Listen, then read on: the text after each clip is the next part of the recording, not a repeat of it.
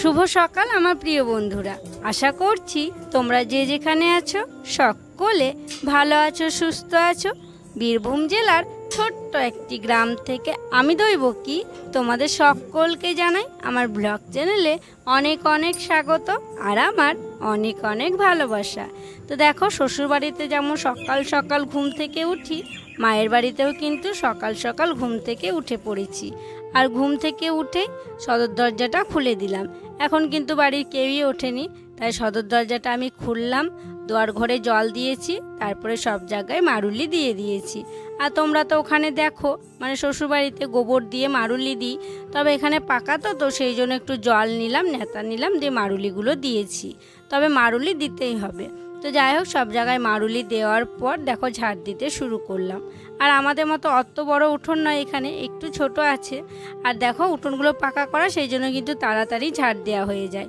তো যাই হোক, প্রথমে এই দিকটা ঝাড় দিয়ে নিচ্ছি, তারপরে তখন ওই দিকটা ঝাড় দিয়ে নেব। আর এই যে দরজার সামনে অনেকগুলো জুতো ছিল, তো জুতোগুলো তুলে তুলেও একটু ঝাড় দিয়ে নিলাম। তারপরে এই যে গলির মতো আছে, এই দিকটা ঝাড় দিয়ে নিচ্ছি। তো যাই হোক, চলো আমি পুরো উঠোনটা ঝাড় দিয়ে নিই। আর হ্যাঁ, তোমরা অনেকেই কমেন্ট করে বলছো যে তোমার ভাইয়ের দোকানটা দেখিও। তো হ্যাঁ গো, তোমাদেরকে দোকানটা দেখাতে হবে, তবে কি জানো তো, আমার আর দেখানোই হচ্ছে না। তবে আজকে একটু সময় বার করে দোকানটা দেখিয়ে দেব। তো যাই হোক, ঝাড় দেওয়ার পর অনেকগুলো বাসন ছিল জানো তো, প্রায় অনেক বাসন। তো সব বাসনগুলো এক এক করে মেজে নিয়েছি আর ধুয়েও নিয়েছি। আর তার সাথে কয়েকটা কৌটোও ছিল, সেইগুলোও ধুয়ে নিয়েছি। কারণ কালকে তো ঘর ঝাড়াঝুড়ি করেছিলাম, তখন কয়েকটা পরে কৌটো বের হয়েছিল, ওইগুলো না কালকে ধোয়া হয়নি, জল দিয়ে রেখেছিলাম। দিয়ে আজকে সকালবেলায় বাসন ধুলাম আর কৌটোগুলোও ধুয়ে নিলাম। তো যাই হোক, তারপরে বাসনগুলো রাখলাম, রেখে আমি ব্রাশ করে নিয়েছি। এদিকে এসে দেখো চা বানাতে শুরু করেছি। তো আমি এখন চা করে নিচ্ছি। আর সকাল সকাল দেখো কত রোদ্দুর হয়েছে, আমার মুখে পুরো ছটা পড়ছে। তো যাই হোক, এদিকে দেখো এক সসপ্যান চা করছি। তো চাটা নামিয়ে নেব, তারপরে তখন রুদ্র বাবাকে ওঠাবো। রুদ্রর বাবা এখন ঘুমাচ্ছে আর রুদ্র সোনাও এখন ঘুমাচ্ছে।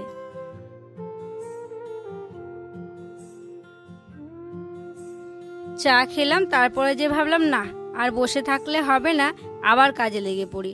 আর জানো তো, মায়ের অনেক জামা কাপড় জড়ো হয়েছিল, মা তো কাচতেই পারে না। তো সেই জন্য মাকে বললাম যে কি কি তোমার আর কি কাচার মতো আছে সেগুলো বের করে দাও। সকাল সকাল আমি ভিজিয়ে রাখি, তাহলে আর কি সারাদিনের রোদে শুকিয়ে যাবে। তাই একদম সকালবেলায় গাদা গাদা জামা কাপড় নিয়ে বসে পড়লাম। ভাইয়ের অনেকগুলো জামা ছিল, তারপরে মায়ের ছিল, বাবার ছিল। তো মা জানো তো ব্যথা নিয়ে না করতেই পারতো না। তো সেই জন্য আমি আজকে সব কিছু কেচে দেব। এই যে ভিজিয়ে রাখছি, কিছুক্ষণ ভিজিয়ে রাখবো, তারপরে কোনো একটা কাজ হয়তো করব এই ফাঁকে, দিয়ে তখন একটু পরে জামা কাপড়গুলো সব কেচে দেব। আর ভাবছি কাচবো তো বটে, মেলবোটা কোথায়? উঠোনে তো সেরকম রোদ থাকে না, আর ছোট্ট মতো উঠোন দেখতেই পাচ্ছ। আবার ছাদে যেতেও না পা পুরো ধরে যাচ্ছে, সে দোতলার ছাদে অনেকটা সময় লাগছে, পা ধরে যাচ্ছে।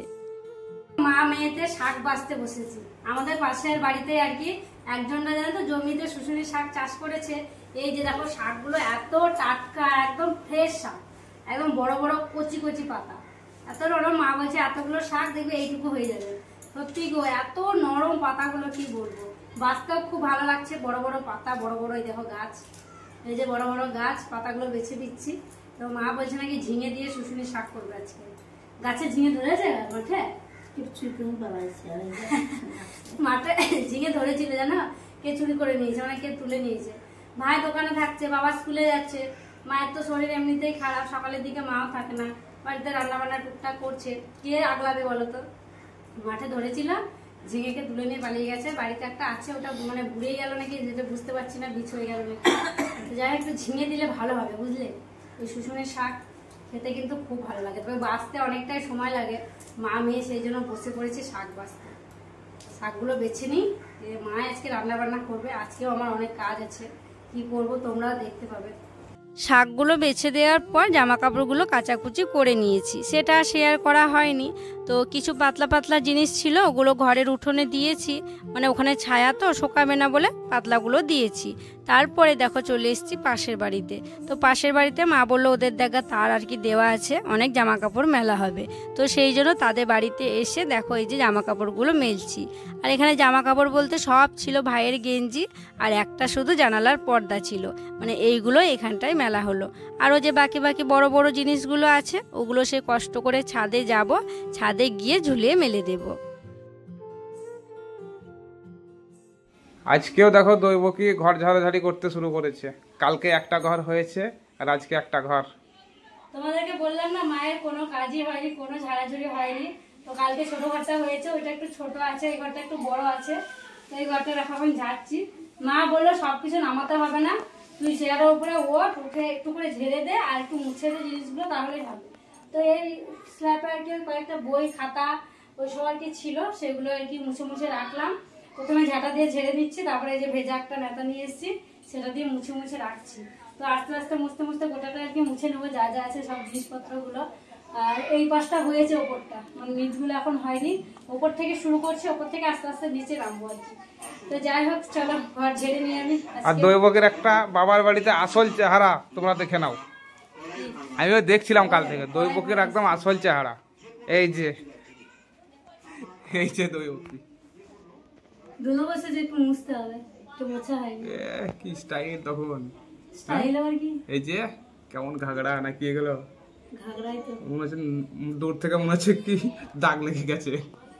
হ্যাঁ ওটা তো ফুল। এটা হচ্ছে দৈবকীর বাবার বাড়ির আসল চেহারা। আসল চেহারা কি? ওটা ভালোই তো চেহারা। তো সেটাই বলছি, ওটা ভালো বলেই তো বলছি। হ্যাঁ ভালো লাগছে তো। কত বছর বয়স? ভালো লাগছে তো। 15 বছর বয়স তখন কাছে। ভালো লাগছে বলেই তো বললাম। আর এখন এখন দেখো কেমন লাগছে। ওই দেখো দিদির আমার একটা কতটা পার্থক্য। ওই দেখো একটা দিদির আর আমার, এটা দেখো এটা আরেকটু বড়তে। এই যে সব একটু গোলা গোলা লাগবে, একটু মোছা হয়নি তো, মুছতে হবে। এই যে আমার বউ, এই যে হলুদটা, এই হলুদটা, এইটা দিদির থেকে আমি লম্বা, দেখো এইটা দিদির থেকে আমি একটু লম্বা আছি, দিদির থেকে লম্বা হয়ে যায়। ভাইয়েরটা দেখো, ভাইয়েরটা গলু গেল পাশে, এইটা এই দেখো ভাই, এটা কে ধরে একদম ভাই গলু গেল ছিল ছোটবেলায়, মাঝখানে খুবই পাতলা হয়ে গেছিল আমাদের বিয়ের সময়, তারপরে এখন আবার গলু গলু হয়ে গেছে। তাই তো। চলো ঝেড়ে নাও তুমি। আমি তো ওইদিকে ঘর পরিষ্কার করছিলাম, আর ভাই গেছিল হঠাৎ করে মাটন আনতে। এই যে দেখো মাটন নিয়ে আসা হয়েছে 1 কিলো মতো, তো সেটাই এখন ঢেলে নিচ্ছি। এই যে কালকে তো চিকেন হয়েছিল, আর আজকে হবে মাটন। ভালো করে কাটা নেই, দেখো কত বড় বড় আছে, এই যে কত বড় বড় আছে, ভালোভাবে কিন্তু কেটে নিতে হবে। মাংসের পিসগুলো এত মোটা মোটা গো, তোমাদেরকে কি বলবো, না কাটলে না হচ্ছিলই না। পুরো এক একটা দেখো 3 পিস করে হচ্ছে, এত মোটা করে দিয়েছে।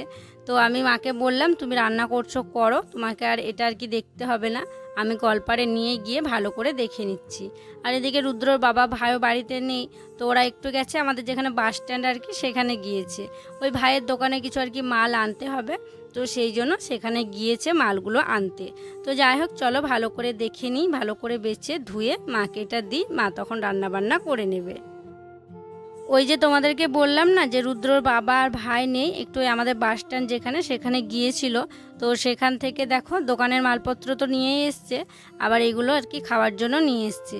এই যে ম্যাঙ্গো ফ্রুটি দেখো, এগুলো আমি বের করে রাখছি, এগুলো ফ্রিজে এখন রাখবো।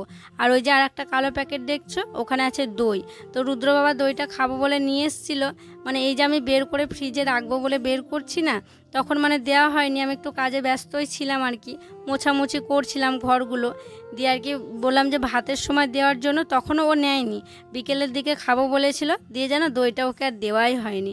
বিকেলে একটু ও শুয়ে পড়েছিল, দিয়ে আর দইটা খাওয়াই হয়নি, শখ করে নিয়ে এসেছিলো খাবো বলে, নিজে থেকে আর বলেও নি আমাকে, আমারও মনে পড়েনি। তো যাই হোক দেখো ফ্রিজে এখন দইটা এক সাইডে রেখে দিলাম, আর ফ্রুটিগুলো রেখে দেবো।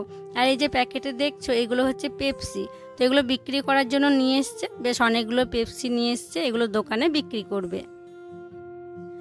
কাজবাজগুলো সেরে এইমাত্র আমি স্নান করে এলাম, মায়ের রান্নাবান্নাও কমপ্লিট, ভাতও দেখো বেড়ে দিয়েছে। প্রথমেই দেখলে লাল লাল করে মাটন রান্না করা হয়েছে, আর এই যে ছোট মাছের টক, আর হচ্ছে এই যে লাজনের ডাটার মানে চচ্চড়ি করেছে, ভাজা করেছে। তো এটা খেতে খুবই ভালো লাগে, মোটা মোটা হলেও কিন্তু ভেতরটা বেশ নরম ছিল। আর করা হয়েছে শুশুনির শাক। তো এইসব আজকে রান্নাবান্না হয়েছে। মা বলছিল ডাল করবে, তো আমি বললাম ডাল করতে হবে না, শাক করলে কেউ ডাল খাবে না, ডালটা আর কি থেকেই যাবে, তো সেই জন্য ডাল করতে আজকে বারণ করেছি। কালকে ডাল হয়েছিল, চিকেন হয়েছিল, রুদ্রবাবা তো ডাল খাইনি, মানে চিকেন হলে না ডাল টাল আর কি খায় না।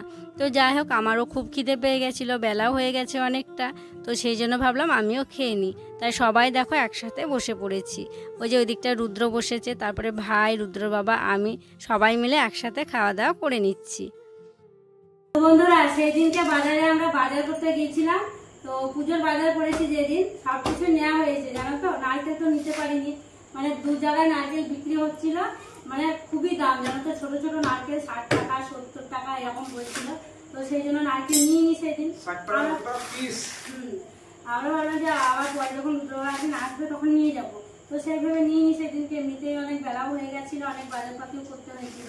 তো এই দেখো মায়ের বাড়ি এসছি, দেখো বাবাদের গাছের একদম মোটা মোটা নারকেল, এই যে।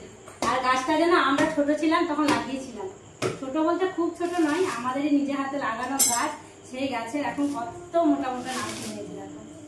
আর নারকেলগুলো খেতে খুব ভালো, একদম মোটা মোটা শাক। এটা বেশি দিন হয়নি পড়েছে গাছ থেকে, আর এটা অনেক দিন হয়েছে শুকিয়ে গেছে। এর ডাব হলে ওটা শুকিয়ে গেছে, অর্ধেকটা শুকনো অর্ধেকটা কাঁচা। দেখছো আমাদের হাতের জাদু, আমি দিদি যত্ন করেছি, তখন বাবা মা থাকতো না এখানে, আমরা যত্ন করেছি গাছটাকে। মানে 3 লাগিয়েছিলাম গো, একটা হয়নি, 2 হয়েছে। বাজারে এর থেকে ছোট অর্ধেক, হ্যাঁ এর থেকে ছোট, মানে এটা দুটো হতো না, বলছিল 80 টাকা। সন্ধেবেলায় দেখো বাড়ির সামনে দিয়ে ফুচকা বিক্রি করতে এসেছিল, তো আমি ভাবলাম ফুচকা খাই, আর সে অনেক দিন হয়ে গেছে গো ফুচকা খাওয়াই হয়নি। সেই যে রথের মেলায় গিয়েছিলাম তখন সেই ফুচকা খেয়েছিলাম, তারপরে আর খাওয়া হয়নি, তো ভাবলাম ফুচকা খাই, তাই আমি এখন ফুচকা খাচ্ছি। তবে রুদ্র আজকে খাচ্ছে না, ও আর কি আজকে খাবে না, ও আর কি ঘরে খেলা করছে, আর এদিকে আমি খেয়ে নিচ্ছি। রুদ্র বাবাকে বললাম তুমি খাও, তো আমি খাচ্ছিলাম, আমার থেকে ওকে একটা দিয়েছিলাম, ওটাই খেয়েছিল। ও ফুচকা আর কি খুব একটা পছন্দ করে না, ওই 1-2 খেলেই ওর ঠিক আছে। তো যাই হোক, বেশ ভালো লাগলো, অনেক দিন পর ফুচকা খেলাম, আর ফুচকাটা খেতেও কিন্তু খুব সুন্দর ছিল গো। সন্ধ্যাবেলা হঠাৎ করে দেখো দিদি, জামাইবাবু আর বোনজি এসছে। মানে কি বলতো, কালকে বিকেলবেলায় ওদের আসার কথা ছিল, তো কালকে তো সকালবেলাতেই আমরা চলে যাব, তো সেই জন্য না বলে হঠাৎ করে এসছি জানো তো। মিষ্টি জল দেখে আমরা চলে যাবো, আমাদের সঙ্গে দেখা হবে না, তো সেই জন্য ওর কাজ সেরে, বললাম না ওর কাজ ছিল, মানে আজ বুধবার পর্যন্ত ওর কাজ ছিল, ছুটি বললাম যে এখন আর নাই, পুজোর পর, একদম পুজোর পর আছে কাজ, এখন আর কাজ নেই। ওঠো, খাবা মিষ্টি, খাবা খাবা না, খাও খাবা না। যেদিন থেকে এসছি মায়ের বাড়ি সেদিন থেকেই তোমরা কমেন্ট করছো যে ভাইয়ের দোকানটা দেখাও, ভাইয়ের দোকানটা দেখাও। তো আমি মানে ঘরের কাজে এতটাই ব্যস্ত হয়ে পড়েছিলাম, মানে দোকানটা দেখানোর সময় হয়নি। মানে আজকেও এই যে এখন এসছি সেটাও সময় বার করতে পারছিলাম না, এখন রাত 10টা বাজছে, আর এখন এসছি ভাইয়ের দোকান দেখাতে। ভাই মাত্র দোকান বন্ধ, তাছাড়াও দিনে এরকম মানে লোক আসা যাওয়া করছে, মানে দোকান নিতে আসছে, সবাই আসাও হচ্ছে না। তো ভাই বললো যে দোকান বন্ধ করবো, দোকান দেখাবো বলছিলি, যদি দেখাবি তো আয়। তো ভাবলাম যাক এখনই তাহলে তোমাদেরকে দোকানটা দেখানো যাক। তো এই হচ্ছে ভাইয়ের দোকান, ঘরটা তো আগে দেখিয়েছিলাম। এই যে দরজাটা লাগানো হয়েছে, লোহার দরজাটা, আর এই যে সব জিনিসপত্র প্যাকেটের জিনিসগুলো সামনে এখানে রাখা হয়েছে, আর এই যে কোটোতে করে সব জিনিস এখানে রাখা হয়েছে। আর এই দিকটা একটা কম্পিউটার কাটা আছে ওজন করার জন্য, আর এই যে অনেক কিছু লাড্ডু, তারপর চকলেট, এই যে ক্যাডবেরি, এই যে ক্যাডবেরি, মানে অনেক কিছু আছে। এই যে দেখো অনেক কিছু টুকটাক জিনিস এদিকে আছে, চিড়ে ভাজা, তারপরে কুরকুরে, লেস, মানে অনেক কিছু আছে, প্রচুর জিনিস লাগিয়েছে দোকানে। হ্যাঁ, কিন্তু একটু আগোছালো হয়ে আছে, কারণ এখনো ভালোভাবে গোছানো হয়নি। টাকা আছে, মানে চলছে খুব, জানো তো, ওরে গোছাবার ভাই সময়ই পাচ্ছে না সেরকম। লটারি, মানে 1 টাকা লটারিতে 500 টাকা পেতো ওরা লটারি। আর এদিকে নিচে আলু আছে, আলু জায়গাটা দেখো আলু রেখে রেখে পুরো একদম ধুলো ধুলো হয়ে গেছে, আলুতে তো একটু ধুলো ধুলো থাকবেই। আর এদিকে সবজি পাতিও থাকে, এই দেখো সবজি বলতে টমেটো আছে, বেগুন আছে, ঢেঁড়স আছে, এগুলো সবজি ফ্রিজে ভরে রেখে দেবে এখন দোকান বন্ধ করার আগে। আর ওদিকে আরো মানে যা থাকে আর কি তাই আছে। আর ওর ভিতর দিকে আরেকটা রুম ছিল, তো ওটা হচ্ছে গোডাউন, ওখানে চিনির বস্তা, তারপরে আরো অনেক কিছু আর কি আছে, ওই ঘরটাতে আর কি রাখা আছে। আর এই যে কুলার ভাই বসে বসে এখানে চেয়ারের দোকান দেয় আর কুলারের হাওয়া খায়। কুলারের হাওয়া খায়। আর কুলারের পেছনে একটা ফ্রিজ মানে দোকানের জন্য নেওয়া হয়েছে। তো এই হচ্ছে ভাইয়ের দোকান। আর এদিকে ভাগ্নেদের মুখ মামার দোকানে চলতেই আছে। তখনই দেখছি কুরকুরে খাচ্ছে, তখনই দেখছি লম্বু খাচ্ছে। হ্যাঁ, এই দুজনে। আর ভাইকে বলছি পুজোর সময় এখন একটু মনোহারি স্টেশনারি এগুলো নিয়েই বিক্রি হবে। তো আর তো পুজো চলে এলো, এবার আর পারলো না আর কি, পরের বার থেকে ওই সবগুলো নিয়ে আসবে। আর একটু মানে ডেকোরেশন করতে হবে, ভালো জায়গায় করতে হবে, তারপরে কিন্তু ওগুলো রাখা যাবে। এতেই তো ভর্তি হয়ে গেছে, আর একটু গুছিয়ে রাখতে হবে। আর এখন তো শিখতেই যাবে, আস্তে আস্তে সবকিছু আর কি করবে, মানে সবকিছু রাখাই ভালো। মোটামুটি এখন মাস 2-1 শিখতেই যাবে। এখন প্রথম প্রথম তো অতটা বুঝে উঠতে পারছি না। দূর থেকে আবার দোকানটা ভালো করে দেখিয়ে দিই। এই যে এই হচ্ছে আমার ভাইয়ের দোকান, আমার ভাইয়ের মুদিখানার দোকান। তোমরা দেখে নাও ভালোভাবে। উপরে হচ্ছে অ্যাডভেস্টার দেওয়া আছে, আর এই যে আকাশি রং দেওয়া হয়েছে দেওয়ালে। এই এখন আপাতত করা হয়েছে, পরে যদি হয় ভালোভাবে আরো বড় করে করবে। তোমাদের আশীর্বাদ, তোমাদের ভালোবাসাও লাগবে। আমাদের তো ভালোবাসা আশীর্বাদ সবসময় ভাইয়ের সঙ্গে আছে। তো যাই হোক, তোমরা দেখলে ভাইয়ের দোকান। চলো আজকের ভিডিওটা তাহলে আর বড় করছি না, এখানেই বিদায় নিচ্ছি গো। তোমরা সকলে ভালো থেকো, সুস্থ থেকো। আর যারা নতুন বন্ধু হয়ে আমার এই ভিডিওটি দেখছো, তাদের কাছে একটি অনুরোধ করব, আমার চ্যানেলটিকে সাবস্ক্রাইব করে আমার পাশে থেকো। আর যারা পুরনো বন্ধু হয়ে আমার পাশে আছো, তাদেরকে আমার অসংখ্য অসংখ্য ধন্যবাদ আর অনেক অনেক ভালোবাসা। দেখা হবে আবার পরবর্তী ব্লগে।